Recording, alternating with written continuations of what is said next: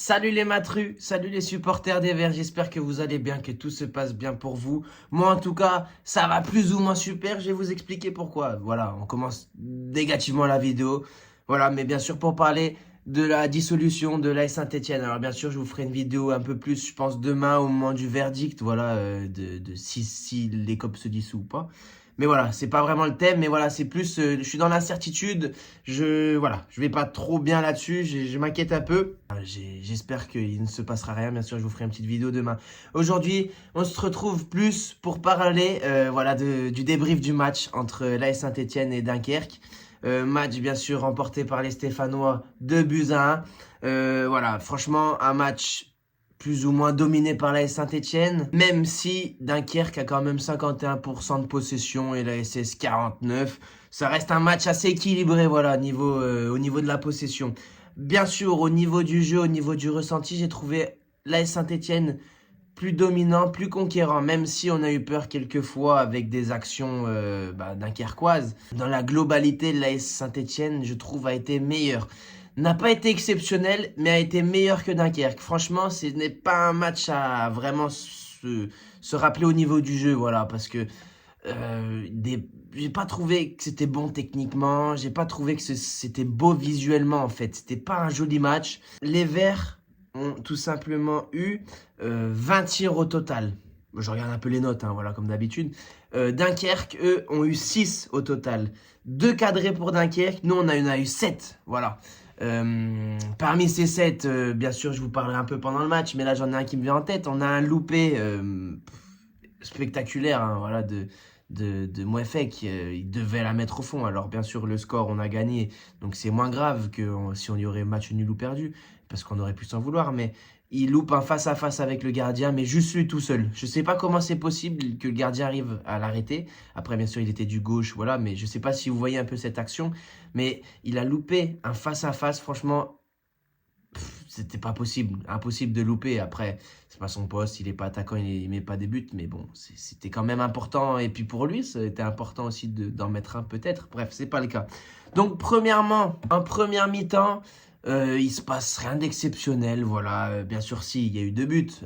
Un de Lucas Tassin, comme je l'avais dit dans l'avant-match, Lucas Tassin allait mettre un but. Bien sûr, il en a mis un sur une passe décisive de Boaquier. Et l'autre, c'est Robinet, voilà, sur penalty. Rien à dire, penalty. Pour moi, il est juste, même si je trouve que l'arbitre n'a pas non plus été exceptionnellement bon. Mais pour revenir tout simplement sur le but de Lucas Tassin, c'est tout simplement un contre. En fait, c'est même pas forcément un contre, c'est plus une relance du gardien complètement foirée. En fait, j'ai pas réussi à voir ce qui se passe parce que je regardais le match à la télé. Et en fait, il mettait le ralenti de l'action précédente. Et sur le dégagement du goal, enfin, en fait, sur le 6 mètres du goal dunkerquois, je sais pas trop, j'ai pas vu en fait le moment et il y a la caméra, bref, mauvais relance du gardien. Je pense que ça aussi faut préciser. Je pense que quand même Philippe Montagnier a remarqué une faille dans le jeu de Dunkerque. C'était, je pense qu'il y avait beaucoup de pressing pour les Stéphanois. Les Verts ont récupéré des ballons hauts et sur les 2 buts, bah c'est 2 ballons hauts récupérés. Mais je vous expliquerai plus du deuxième. Mais là sur le premier. euh, c'est vraiment Boaquier qui, je sais pas comment ça se fait, il arrive à récupérer le ballon dans la surface plus ou moins, Stassin seul face au gardien, petite feinte, le gardien part, deuxième feinte, le défenseur il glisse dans la cage, je sais pas trop où il va, but exceptionnel, voilà, je sais pas comment ça s'est fait, c'était un peu bizarre, voilà, c'était assez brouillon, mais c'est pas grave, ça permet au Vert d'ouvrir le score et que Stassin bah, stat encore, voilà, sur une fin de saison assez incroyable pour lui, voilà, il se rattrape plutôt pas mal.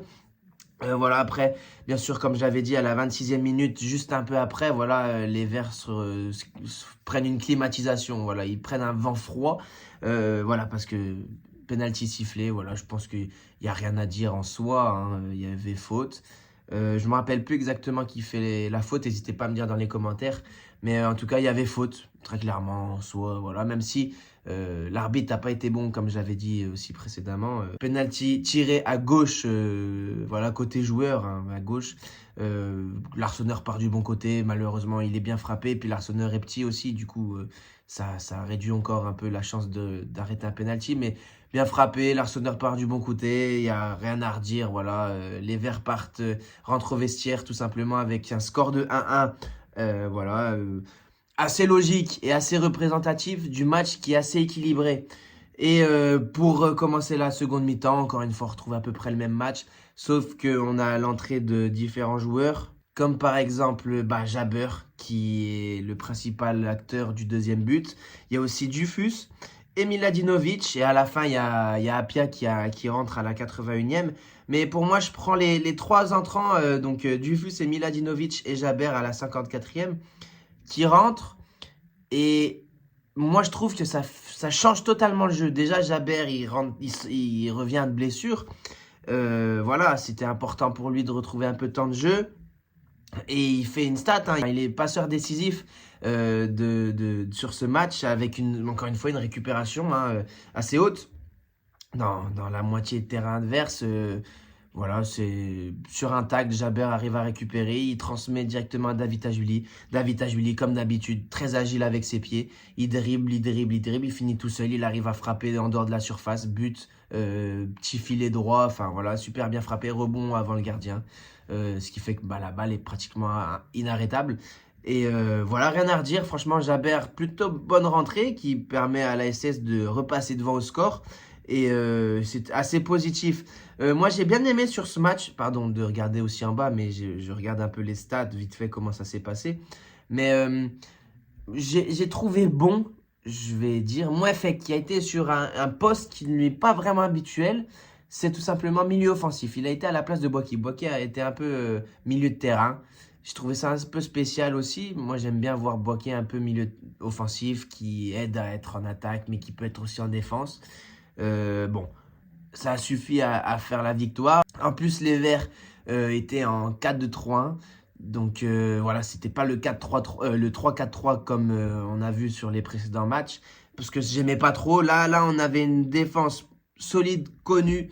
Voilà, avec Pedro, avec Cardinal, avec Nadé, avec Hold aussi. Ben Hold qui, franchement, je trouve qu'il a plutôt fait un match correct. Voilà, une équipe globale un peu bonne. Ma petite déception, c'est Irvine Cardona qui a pas fait un super match, je trouve. Je m'attendais à un meilleur match de sa part. Il retrouvait un peu de la bonne forme, voilà. Et puis, c'était pas un match pour lui. Voilà, c'était pas super joli à voir. Un Irvine Cardona assez faible sur ce match. Mais c'est pas grave parce que les Verts ont su faire la différence. Au classement, on va regarder un peu ensemble. Donc il est ici comme d'habitude, hein, ça change pas. On a des matchs qui n'ont pas encore joué. C'est 3 contre Rodez qui jouent là pour moi dans 30 minutes à peu près. Voilà, un match très important pour les Stéphanois qui pour l'instant, comme vous voyez ici même, ils reviennent tout simplement à 1 point. Si Rodez perd, donc c'est assez intéressant pour les Verts pour le titre. Et aussi derrière, très bonne nouvelle, Le Mans a fait match nul. Donc ce qui permet aux Verts de prendre 3 points d'avance sur Le Mans, qui commençait un peu à nous coller au basque. Et Boulogne a su faire la différence. Je vais dire la différence, même s'il y a eu 0-0 sur ce match. En fait, oui, Le Mans, oui, a pas eu la chance, le talent, la réussite nécessaire pour réussir à gagner ce match. Et tant mieux pour nous. Là, le match qui nous intéresse, c'est Rodez et Troyes. Rodez qui n'a jamais perdu en 2026. Rodez qui vise peut-être la montée en Ligue 1 et plus ou moins les barrages. Ils sont encore candidats, hein, s'ils gagnent, ils recollent. Voilà, c'est vraiment un match très important. 3, s'ils perdent, ça leur fout les jetons, hein. Ils peuvent avoir peur pour la suite et nous, on peut avoir encore plus envie de gagner pour avoir le titre. Même si je vous ferai un petit récapitulatif du classement sur la prochaine vidéo de la dissolution des Verts. Alors, ça sera une aparté assez bref, hein, mais voilà, ça peut être important pour nous resituer un peu dans le classement et pouvoir peut-être viser plus haut. Voilà, on verra bien sûr en fonction de comment et quand tombent les résultats. On espère que ça sera positif, bien sûr, on n'en est pas là. Mais voilà, je vous tiendrai au courant dans la semaine. Il y aura une vidéo dans tous les cas, autre que l'avant-match contre Bastia.